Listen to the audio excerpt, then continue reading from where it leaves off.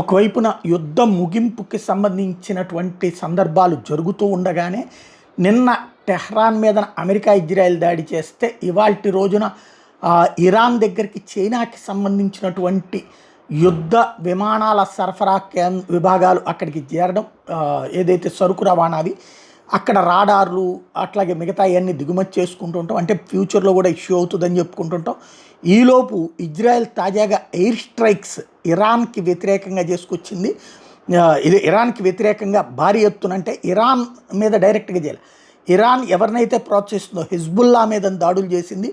బీరుట్లో ఉన్నటువంటి హిజ్బుల్లాకి సంబంధించిన 50 మంది టెర్రరిస్టులు ఒక చోట చేరి నెక్స్ట్ ప్లాన్ చేస్తున్నారు అన్నటువంటి సమాచారంతో ఎయిర్ స్ట్రైక్ చేసింది.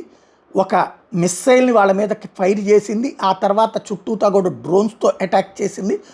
ఓవరాల్గా ఆ ప్రాంతం అంతా పట్టపగలే జరిగినటువంటి దాడి. ఇది రాత్రిపూట కూడా కాదు. ఏంటంటే రాత్రిపూట్ల ప్రిపేర్ అవుతుంటే చేస్తోందని చెప్పేసి ఈ దఫా పట్టపగలు మీటింగ్ అయ్యారు వీళ్ళు. కరెక్ట్గా పట్టపగలే లేపి పడేసినటువంటి పరిస్థితి. పట్టపగలు కాబట్టి అందరూ చూస్తారు కదా అనుకుంది. తీరా చూస్తే చూశారు ఏంటంటే పేలింది మాత్రమే చూశారు.